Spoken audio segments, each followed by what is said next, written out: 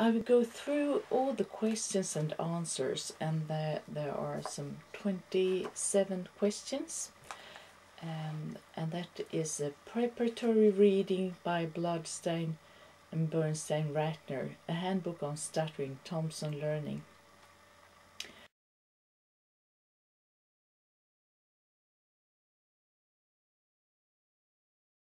The authors, Bloodstein and Bernstein-Ratner, outline the 12-test list, earlier formulated by Bloodstein in 1981 and 1995, and with updated remarks. Those 12 tests have I run in an earlier paper that was presented in Montreal in 2003. So you can look at that in the reference list. The 12 tests are the criterions that a method of treating stuttering must meet before it can be considered successful. Test 1. The method must be shown to be effective with an ample and representative group of individuals who stutter. Test 2. Results must be demonstrated by objective measures of speech and non-speech behavior, such as frequency of stuttering or rate of speech, and by judges' ratings of severity. Test 3. Reports of therapeutic success must be based on repeated evaluations and adequate samples of speech. Test 4. Improvements must be shown to carry over the speaking situations outside the clinical setting. Test 5.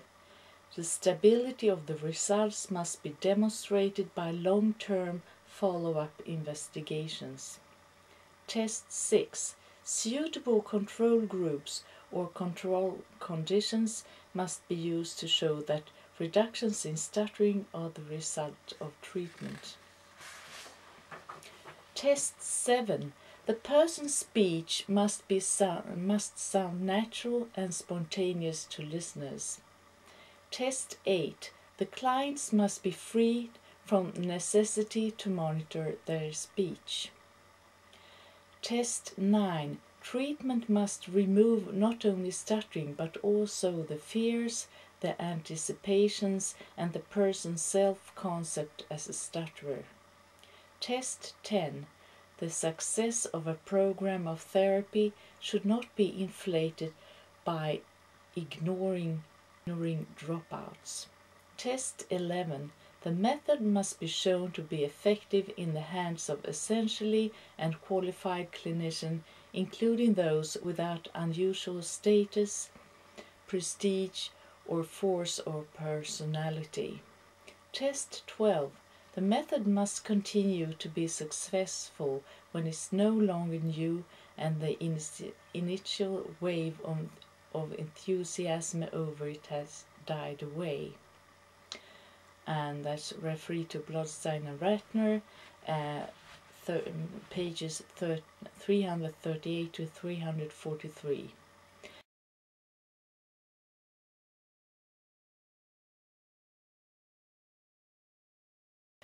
And here is a mannerism. Demosthenes' famous pebbles in the mouth, ivory support for the tongue. Teach people who stutter to talk in time to rhythmic movements of the arm, hand, or finger, or to adopt other unusual speech patterns or abnormal breathing. Problems mentioned. Remove stuttering quickly, but with temporary improvements. There is often a tendency for the mannerism that they sooner or later will develop as a part of their stuttering pattern and to increase the unnatural quality of their speech. And here I have some comments about the McGuire therapy that proclaims unnatural intercostal muscle breathing for fluent speech. This breathing pattern seems to be transferred to a part of the stuttering pattern quite quickly and difficult to get rid of in favor of natural abdominal breathing provided by the speech-language pathologist.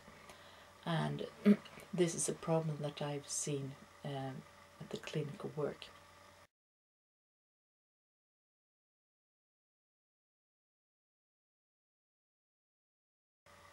Strength.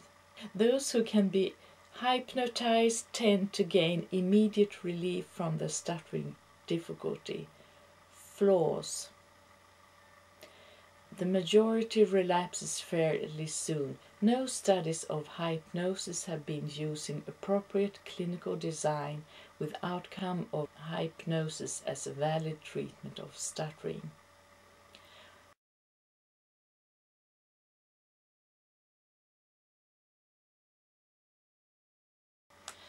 As anxiety and tension are difficult to separate, relaxation nowadays is used only in certain special forms or in conjunction with other types of therapy.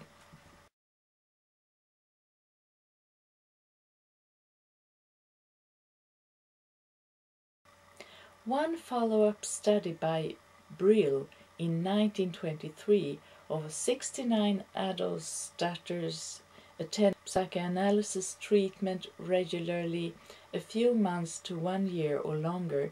As a result, most of them had regained normal speech post-treatment. But after 11 years, only 5 of 69 were really well. Stutterers have been treated by various new Freudian forms of psychoanalysis, group therapy, non-directive therapy, psychodrama, gestalt therapy, rational emotive therapy, and other varieties. There is little evidence that any of these has proved outstandingly successful or has more of the usual potential for reducing stuttering temporarily that is inherent in virtually any remedial measure. Quotation by Bloodstein and Ratner.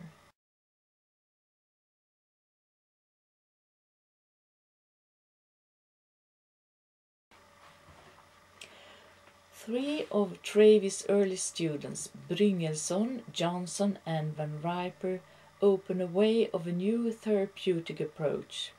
The aim was to reduce the fear and avoidance of stuttering, while at the same time attempts to reduce the stuttering itself directly through gradual modification-based study and understanding of the behavior of which stuttering consists. Go ahead and stutter, but learn to do so without fear and embarrassment and with a minimum of abnormality. Quotation from Bloodstein and Bernstein-Ratner.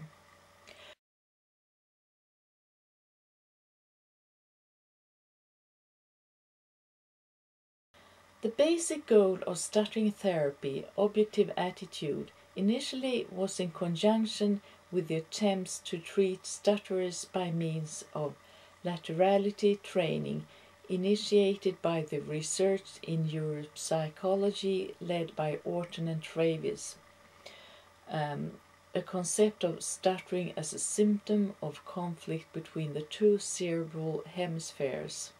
Bryngelson, as Travis students followed him in attempting to develop the native dominance of stutterers as a major concern of therapy.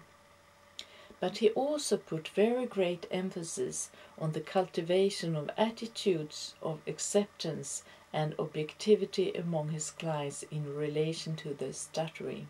To bring us on an objective attitude on the part of people who stutter meant the ability to discuss their stuttering freely and cautiously with others. It meant the willingness to enter difficult speech situations and the refusal to make use of word substitutions or other tricks for avoiding stuttering. In general, the goal was to bring the problem out into open and be willing to stutter. How is an objective attitude achieved in treatment? Brynjolfsson suggested the use of group therapy in which people who stutter were requested to ventilate their feelings about their speech problem before an audience of other people who stuttered, and in which they could be helped to gain objectivity by the example form or the other participants within the group.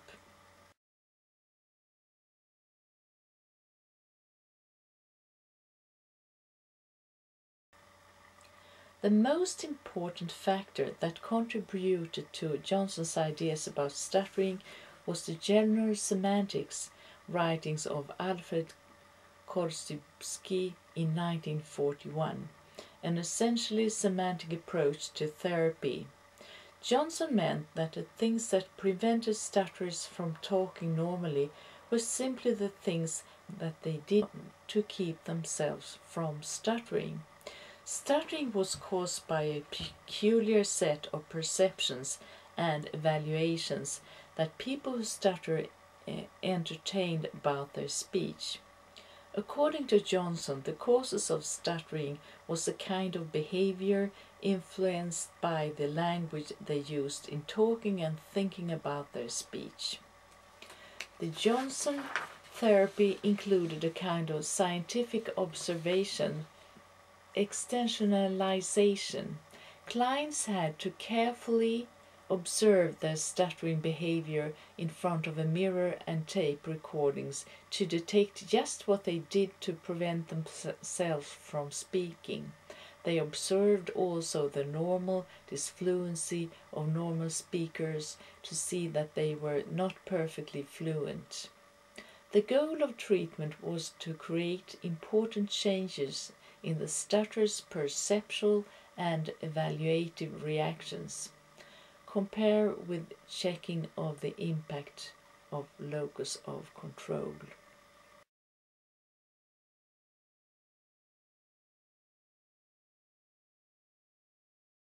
The two forti are reduction of anxiety about stuttering and the deliberate modification of the stuttering behavior based on analysis and understanding.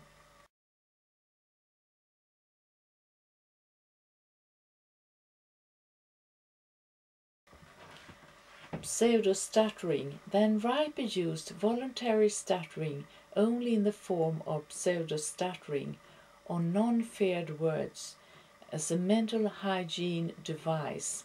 He preferred a kind of stuttering as a smooth, prolonged speech. Preparatory set 1. Begin the word with the articulators at rest. 2. To say the first sound as a co-articulation leading into the next sound. 3.